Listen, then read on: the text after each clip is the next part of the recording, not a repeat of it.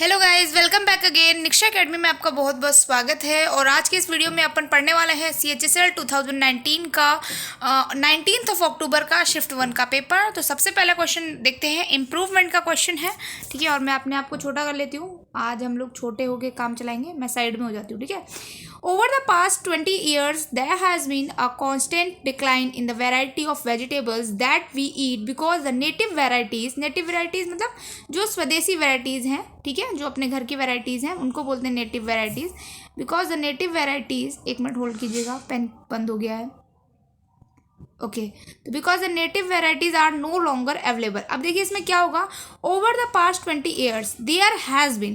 तो देखिए यहाँ पर ओवर द पास्ट 20 years की बात हो रही है, यानी कि अभी वो लेटेस्ट की बात कर रहा है। तो क्या यहाँ पर हैड बीन आ सकता है? नहीं आ सकता, ठीक है। अब आके भी देख सकते हैं आप, आर लगा हुआ है, तो हैड बीन और वॉज बीन का तो कोई लेना ही नहीं देना नहीं है। अगर हम इज बीइंग लगाते हैं तो इज बीइंग के बाद हमें कोई ना कोई डिग्री लानी पड़ेगी, यानी कि कोई वर्ब लानी पड़ेगी। वर्ब कोई भी है नहीं, ठीक है। तो यहाँ पे ये भी नहीं हो सकते, यानी कि यहाँ पे आंसर क्या हो जाएगा? आंसर यहाँ पे हो जाएगा आपका नो इम्प्रूवमेंट, ठीक है। जो भी लिखा हुआ है देयर हैज़ बीन, वो बिल्कुल सही लिखा हुआ है, इसमें कोई भी गलती नहीं है। नेक्स्ट क्वेश्चन पे चलते हैं। Call a spade a spade. Call a spade का मतलब होता है बिल्कुल आप अगर फ्रेंकली कोई बात कह देते हैं, चाहे वो अच्छी ना हो, भले ही मुंह पर कोई भी बात कह देना, तो उसको बोलते हैं call a spade a spade. कहाँ लिखा हुआ है देखिए, लैश आउट, नहीं ये तो नहीं लिखा हुआ है। से the truth about something even if it is not pleasant. भले ही वो देखने में सुनने में अच्छा ना लगे, लेकिन फिर भी आप उस बात को कह देते हैं, तो that means say the truth about something, ठीक है। Call a spade a spade, ये दो बारी क्वेश्चन आ गया, call a spade a spade. Next question पे चलते हैं। देखिए ये जो है एक पैसेज है, पैसेज में आप देख सकते हैं, at the age of 94 Harbhajan makes, इस PDF में थोड़ी सी एरर है, ये एक क्वेश्चन जो है वो गड़बड़ है। मैं इस क्वेश्चन का आंसर जो है आपको डाल दूंगी, PDF टेलीग्राम पे मिल जाएगी आपको, ठीक है। At the age of 94 Harbhajan makes barfi on only order and people come to collect the freshly made barfi at her dash. अब देखो ये पूरा का पूरा जो पैसेज, अगर आपको ध्यान होगा, इससे पहले जो मैंने बनाया था उसमें भी एक हरभजन मेक्स बर्फी वाला टाइप का कुछ आया था, ठीक है। तो अगर आप लोगों को ध्यान हो तो वहीं से ये पैसेज उठा के इन्होंने यहाँ पर पुटअप कर दिया है, ठीक है। तो ध्यान रखिएगा, ऐसा भी होता है चीज़ें, आपको अगर आप सॉल्व कर रहे हैं तो आपको समझ में आएंगी, ठीक है। तो अभी देखते हैं पहला आंसर क्या होता है। तो सबसे पहले पैसेज पढ़ते हैं। ओके, तो देखो, at the age of 94 Harbhajan makes barfi only on order, people come to collect the freshly made barfi at her. कहाँ पर आएंगे कलेक्ट करने के लिए? रेजिडिंग आएंगे, नहीं रेजिडिंग कुछ नहीं होता, रेजिडेंट कुछ नहीं होता, रेजिडेंशियल नहीं होता, ठीक है। रेजिडेंशियल में क्या होगा, रेजिडेंशियल थोड़ी नहीं आएंगे, रेजिडेंस होता है। रेजिडेंस मतलब जहाँ पर आप रहते हैं, जो आपका डोमिसाइल है, उसको बोलते हैं रेजिडेंट, ठीक है। जहाँ आपका निवास स्थान है वहाँ पर ही तो लोग बर्फी लेने आते थे, ठीक है। तो ये हो जाएगा right answer, second option. Next में देखते हैं, the most remarkable thing is she manage everything dash her own. तो क्या होगा, अब देखते हैं सेकंड ऑप्शन में क्या है। सेकंड ऑप्शन में है ऑन हर ओन। देखिए फॉर हर ओन नहीं होगा, के लिए नहीं करती थी, टू हर ओन नहीं, विद हर ओन। अपने साथ कोई चीज़ कोई संभालता है क्या? नहीं संभालता। ऑन हर ओन होगा। ऑन हर ओन मतलब अपने ऊपर जिम्मेदारी लेकर के वो सारी चीज़ें संभालती थी। तो ऑन हर ओन एक फ्रेज भी आप बोल सकते हैं, kind of on her own हो जाएगा, ठीक है। अपने ऊपर सारी अकेली जिम्मेदारी लेकर के वो सारी चीज़ें संभालती थी। नेक्स्ट की अगर हम बात करें तो क्या है, देखो यहाँ पर आ गया ऑन सेकेंड वाले में, और फर्स्ट वाले में अपना आ गया रेजिडेंस, ठीक है। थर्ड वाले में देखते हैं क्या आएगा, from roasting the gram floor. यहाँ तक कि कहाँ से क्या क्या चीज़ें वो करती थी, ग्राम फ्लोर को रोस्ट करना, to cutting the dash shaped barfi. कैसी बर्फी की शेप कैसी होगी बताइए? अच्छा, बर्फी की जो शेप होगी क्या वो ट्रूली होगी? सच्ची होने की क्या जरूरत है उसको? नहीं, हैप्पीली। अच्छा, खुशी वाली बर्फी की कोई शेप होती है? नहीं होती है। हार्डली, मुश्किल से कोई शेप थोड़ी नहीं काटी जाती है। शेप कैसी होती है? परफेक्ट शेप होती है। मतलब काजू कतरी की जो शेप होती है वो ऐसी होती है, तो वो ऐसी ही होनी चाहिए ना। अगर आप उसको ऐसे बना दोगे तो वो काजू कतली नहीं कहलाएगी, है ना। तो वही यहाँ पर है, काजू कतली की जो शेप हो वो परफेक्ट हो, ये यहाँ पर वो कह रहा है, ठीक है। नेक्स्ट क्वेश्चन पे चलते हैं। नेक्स्ट कह रहा है, नेक्स्ट वो क्या कह रही है, she believes that it is better to wear out than to rust out, ठीक है। Due to her hard work she received the best dash उसके हार्ड वर्क की वजह से उसको क्या मिला, when she was named entrepreneur of the year, जब उसको एंटरप्रेन्योर ऑफ द ईयर का नाम से बनाया गया, सम्मानित किया गया, तो उसको क्या रिसीव हुआ। अब आप बताइए उसको क्या रिसीव होगा, आप लोग बताइए। क्या उसको चार्म रिसीव होगा? जब किसी को सम्मान दिया जाता है, किसी को उसके काम के कारण सम्मान दिया जाएगा, तो क्या दिया जाएगा, ग्रेटफुलनेस दिया जाएगा, महानता उसकी बताई जाएगी। भाई कोई वो महानता वाला काम थोड़ा नहीं कर रही थी, कंटेंट तो उसके पास था ही, वो क्या दे रही थी, अप्रिशिएशन के काबिल थी, वो अप्रिशिएशन लेने के काबिल थी, उसने अप्रिशिएशन वाला काम किया था। ठीक है, 8 नंबर में क्या हो जाएगा, अप्रिशिएशन। नेक्स्ट पे चलते हैं, नेक्स्ट और लास्ट है ये। ठीक है, लास्ट वाला क्या कह रहा है, आप देखिए, कह रहा है this 94 old women dash that it's never too late to do a startup. ये 94 वुमेन ने प्रूफ किया है, दैट इज़ कि क्या प्रूफ किया है कि कभी भी कोई काम करने की शुरुआत कभी भी लेट नहीं होती है ना, जब आप जागो तभी सवेरा होता है। देखो 94 साल की उम्र में वो कोई काम कर सकती है, तो आप तो अभी जवान ही हो, आप तो नौकरी पा ही सकते हो। तो देखो यहाँ पर क्या होगा, अब हमको टेंस वगैरह देखना पड़ेगा। देखिए अभी यहाँ पर इसने प्रूफ किया है, प्रेजेंट में प्रूफ किया है ना, ये सारी जो चर्चाएं थी ये इसके पास्ट की थी। ठीक है, लेकिन वो अभी क्या कह रहा है यहाँ पर प्रेजेंट में प्रूफ करने के लिए। तो बताइए पास्ट वाले तो पहले आप तुरंत एलिमिनेट कर दीजिए, हैड बीन और वॉज प्रूफ तो होगा नहीं। अब इज प्रूफ्ड क्यों ना हो सकता, बताइए। इज प्रूफ्ड इसलिए नहीं होगा क्योंकि यहाँ पैसिव करने की जरूरत नहीं है, यहाँ सिर्फ सिंपल आपको हैज प्रूफ लगाना है। ठीक है, डायरेक्ट उसने प्रूफ किया है, इनडायरेक्टली प्रूफ नहीं किया है, यानी कि पैसिव वॉइस बनाने की जरूरत नहीं है, यहाँ पर हैज प्रूफ राइट आंसर हो जाएगा। चलिए अगले क्वेश्चन में मूव ऑन करते हैं। The Indian cricket team was done very well this year and is ranked number 1 now.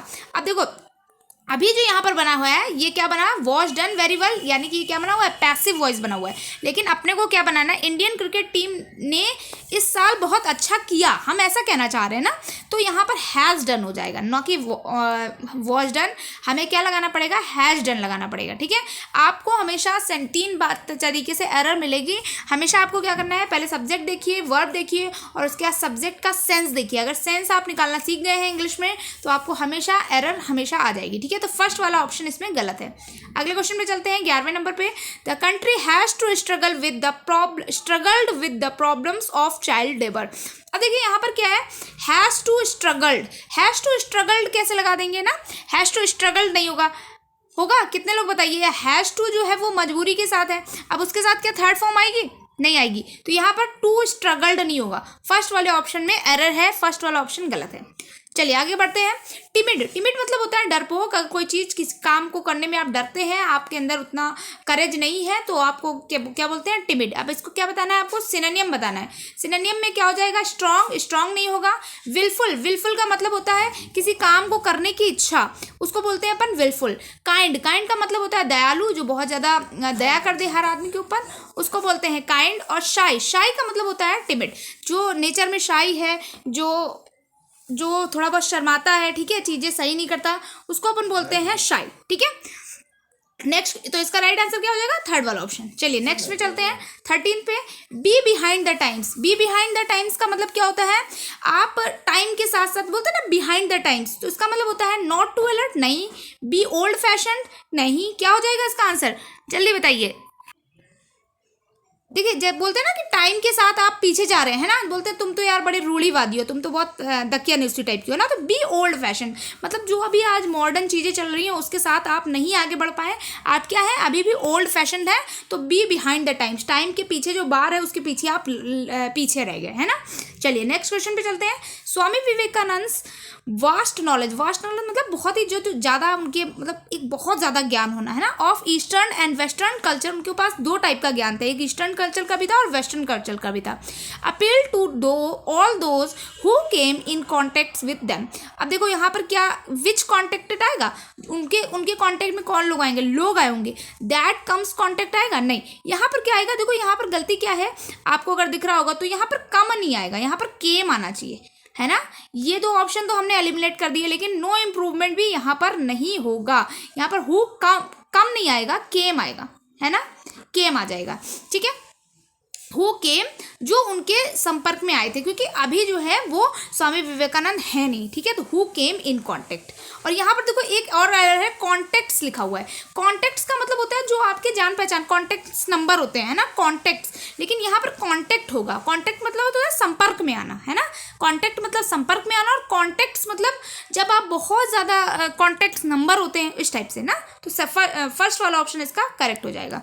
Next पे चलते हैं 15th, कॉन्स्पिक्यूअस। कॉन्स्पिक्यूअस का मतलब होता है जैसे कि आप बहुत ज़्यादा नए हैं, है ना, बहुत ज़्यादा आपका डिस्टिंक्ट है हर चीज़, उसको बोलते हैं कॉन्स्पिक्यूअस। तो डिस्टिंक्ट इसका सिनोनियम लिखा हुआ है, ठीक है। अपेरेंट भी एक तरीके का सिनोनियम है। अपेरेंट मतलब जो दिखाई दे, है ना। नोटिसिएबल मतलब जो चीज़ नोटिस की जाए, मतलब कोई ऐसी चीज़, मान लो कोई बार बार अपनी उंगली दिखा रहा हो, दैट मीन्स उसने अंगूठी पहन रखी है, तो क्या है, नोटिसिएबल है कि वो अपनी उंगली दिखा रहा है ना। ऑब्सक्योर, ऑब्सक्योर मतलब पुराना, है ना, जो चीज़ पुरानी हो चुकी है उसको बोलते हैं ऑब्सक्योर। तो इसका एंटोनियम बताना है, यही हो जाएगा ऑब्सक्योर।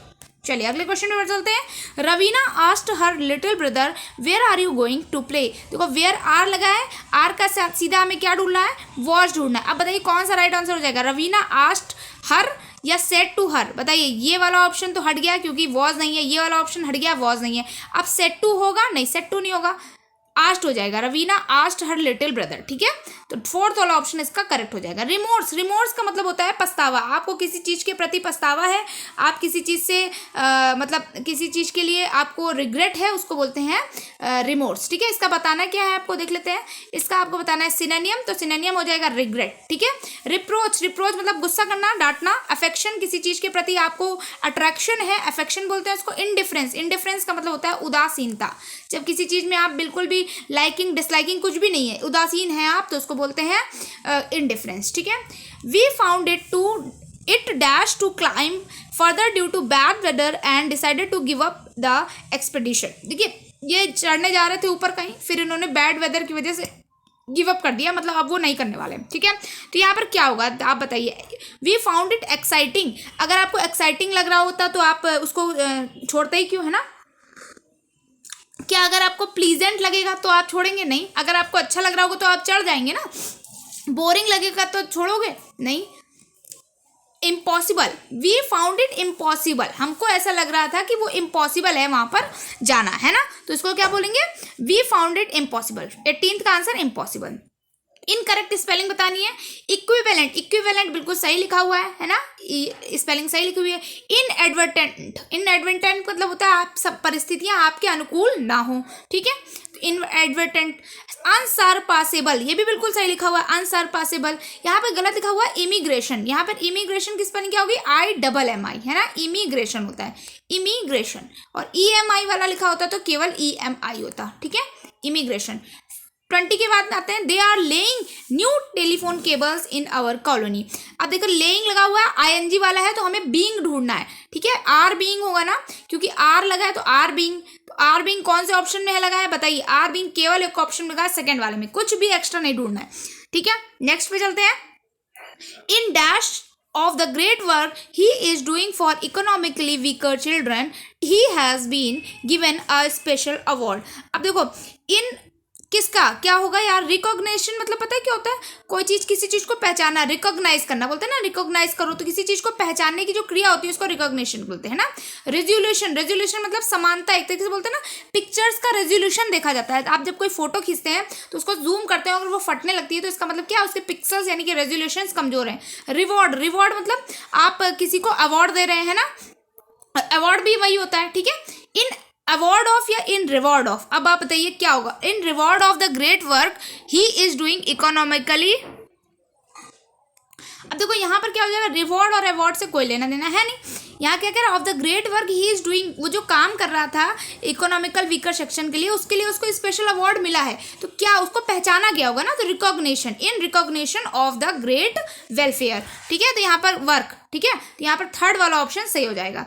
नेक्स्ट पे चलते हैं। One who examines accounts official है, जो अकाउंट्स को देखता है उसको क्या बोलते हैं, एविएटर नहीं, एविएटर तो पायलट को बोलते हैं, ठीक है, पायलट वगैरह जो होते हैं ना उसको एविएटर बोलते हैं। एवी जो है वो बेसिकली फ्लाई से रिलेटेड होता है, तभी देखो एवियरी बोलता है, एवियरी, एवियरी जो है पक्षियों के लिए होता है, पक्षी जहाँ रहते हैं उसको एवियरी बोलते हैं। ऑडिटर, ऑडिटर हो जाएगा, जो अकाउंट्स वगैरह देखता है उसको अपन ऑडिटर बोलते हैं।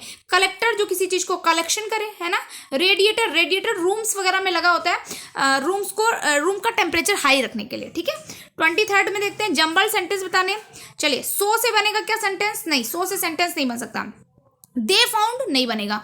एंड इज अवर, सी से बन सकता है, बन सकता है। डी से बनेगा अ सर्वे फाउंडेड, देखो सी से ऑप्शन ही नहीं है तो सी से बनने का सवाल नहीं उठता। अब अपन को पता है कि डी से बनेगा केवल। अब डी का कौन सा ऑप्शन बनेगा ये देखना है, डी ए बी सी या डी बी आएगा या डी ए आएगा, तो इसके लिए अपने को पढ़ना पड़ेगा, ठीक है। A survey conducted by the food safety and standards authority of India under the Union Agriculture Ministry tested random samples of vegetables in markets all over India। अब देखो पहले हम इसके बाद बी लगा के देखते हैं। इसके बाद में दे फाउंड, अब उसको उनको कुछ मिला होगा तभी तो हम बोलेंगे ना, तो डी बी हो जाएगा। डी बी, दे फाउंड, उनको मिला कि वेजिटेबल्स में जो हाई टॉक्सिक है, तभी तो वो कहेगा क्या हम खा रहे हैं। So what exactly are we eating, तो अभी फिलहाल हम क्या खा रहे हैं, जहर खा रहे हैं एक तरीके से, तो इसका राइट आंसर क्या हो जाएगा, बी हो जाएगा। डी के बाद सीधा बी आएगा, ठीक है। उन्होंने चेक किया और फिर देखा।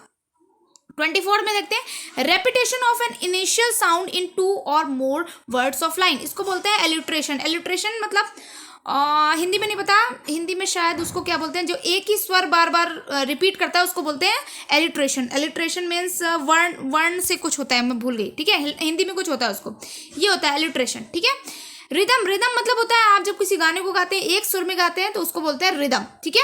या राइम होगा, राइम मतलब पता है क्या होता है, अगर आपने किसी वर्ड में मेक यूज किया है लास्ट में, तो उसके लास्ट में आपको सेकंड लाइन में टेक यूज करना होगा। एक ही राइम के जो सेंटेंसेस होते हैं उसको बोलते हैं राइमिंग सेंटेंसेस, ठीक है। एजोनेंस भी होता है, एजोनेंस मतलब होता है किसी बेसिक वॉवेल्स की एक वॉवेल्स को इकट्ठा कर देना, है ना, उनको बोलते हैं एक ही जैसा साउंड आना, जैसे क्या होता है डीप, है ना, डीप, तो ये क्या है, एक ही जैसा साउंड आ रहा है दो वॉवेल्स के या कॉन्सोनेंट के इकट्ठा होने से, अगर एक ही जैसा साउंड आए तो उसको बोलते हैं एसोनेंस, ठीक है। अब लास्ट क्वेश्चन है, लास्ट क्वेश्चन क्या है, इनकरेक्ट स्पेलिंग बताओ। एडवाइसेबल की स्पेलिंग बिल्कुल सही लिखी हुई है। हेवनली, हेवन से बना है ना, हेवन, उसके बाद एलवाई बिल्कुल सही लिखा हुआ है। हैरश, हैरस भी बिल्कुल सही लिखा है, HARASS होता है, ध्यान रखना, ठीक है। इसका स्पेलिंग गलत है, डिस्पोजेबल का, देखो डिस्पोज की क्या स्पेलिंग होती है, डिस्पोज, ठीक है। तो इसके बाद ई जो है वो हट जाएगा, ई जो है वो वॉवेल दो जगह एक साथ नहीं लगाएंगे ना, डिस्पोजेबल होगा, ठीक है, एबल। देखो यहाँ पर भी हमने ई हटा दिया ना, एडवाइस में ई लगता है, ई हटा दिया, वैसे यहाँ पर भी ई हटा देंगे, तो इसका आंसर गलत है, इसका सही बनाना पड़ेगा, ठीक है। तो आज के लिए गाइज इतना ही। अगर आपको वीडियो पसंद आया हो तो वीडियो को लाइक ज़रूर करना। ये मेरा टेलीग्राम चैनल है, एक क्वेश्चन जो इसमें मिसिंग है वो मैं उसका आंसर टेलीग्राम पे डाल दूंगी, ठीक है। और फेसबुक पे भी जरूर फॉलो कर लो। अगर अभी तक आपने मेरे चैनल को सब्सक्राइब नहीं किया तो सब्सक्राइब ज़रूर कर लें। मिलते हैं नेक्स्ट वीडियो में, टिल देन बाय बाय।